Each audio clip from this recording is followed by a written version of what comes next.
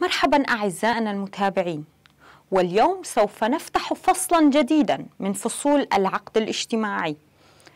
في الفصل السادس سنتعرف معا على نظام المالية في الإدارة الذاتية الديمقراطية لشمال وشرق سوريا.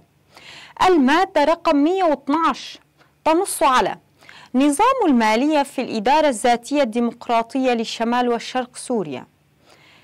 ألف، الموازنة العامة هي خطة مالية لمدة زمنية محددة توضح أطر السير العمل خلال هذه المدة، معتمدة على الإيرادات العامة التقديرية التي تحصلها الإدارة الذاتية الديمقراطية في شمال وشرق سوريا، والنفقات العامة التي يلزم إنفاقها خلال سنة مالية قادمة، وذلك وفق ما يأتي. 1.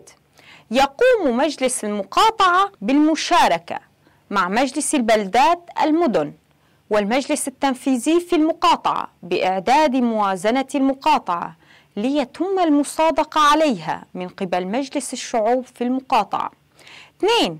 يقوم مجلس الشعوب الديمقراطي لشمال وشرق سوريا بالمشاركة مع مجالس المقاطعات والمجلس التنفيذي لإقليم شمال وشرق سوريا ومجلس العدالة ومجلس المرأة بإعداد الموازنة العامة والمصادقة عليها من قبل مجلس الشعوب الديمقراطي. 3.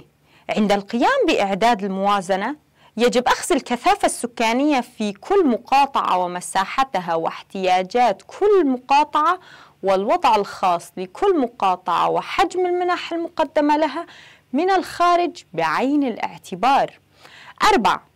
الموازنة العامة لمجلس العدالة لشمال وشرق سوريا تحدد بالمشاركة من قبل مجالس العدالة في المدن والمقاطعات ليتم ضمها للموازنة العامة والمصادقة عليها من قبل مجلس الشعوب الديمقراطي.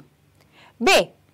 مكتب النقد والمدفوعات المركزي هي مؤسسة مهنية مستقلة يتم تشكيلها من قبل مجلس الشعوب الديمقراطي للشمال وشرق سوريا وبمشاركة مجالس المقاطعات، وهي مسؤولة أمام مجلس الشعوب الديمقراطي لا تخضع لأي مؤسسة سياسية.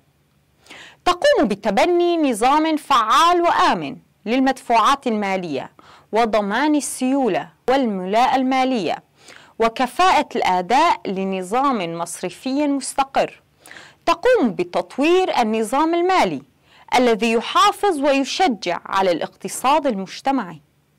يتم اقتراح الرئاسة المشتركة للمكتب من قبل المجلس التنفيذي لشمال وشرق سوريا، ويتم التصديق عليها من قبل مجلس الشعوب الديمقراطي بنسبة تصويت ثلثي الأعضاء من العدد الكامل. في حال عدم اكتمال النصاب يتم التصويت بنسبة 50+1 وينظم ذلك بقانون. إلى هنا أعزائنا المتابعين نصل وإياكم إلى ختام فكرتنا لهذا اليوم، على أن نلقاكم مجددا. لا تنسوا متابعتنا. دمتم بخير.